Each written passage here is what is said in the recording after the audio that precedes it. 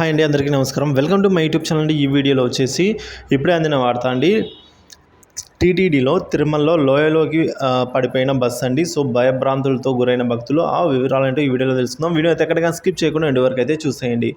ఇక మనం వివరాలు చూసుకున్నట్లయితే తిరుమల ఘాట్ రోడ్లో తప్పిన ప్రమాదం అండి. భక్తులకు స్వల్ప గాయాలు. తిరుపతి నుంచి తిరుమలకు వెళ్ళే రెండో ఘాట్ రోడ్లో అయితే బస్సు ప్రమాదం చోటు చేసుకుందండి.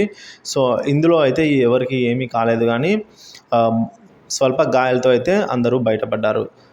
తిరుపతి నుంచి తిరుమలకు వెళ్ళే రెండో ఘాట్ రోడ్లో బస్సు ప్రమాదం చోటు చేసుకున్న కారణంగా ఎలా జరిగిందంటే, ఒక కారును ఓవర్టేక్ చేసే ప్రయత్నంలో ఆర్టీసీ బస్సు అయితే అదుపు తప్పి డివైడర్ పైకి ఎక్కిందండి. ఈ ప్రమాదంలో బస్సు శేషాచలం లోయలో పడకుండా ఒక చెట్టు అయితే అడ్డంగా నిలిచిందండి. సో దీంతో బస్సు అయితే డివైడర్ని అయితే ఎక్కడం జరిగింది.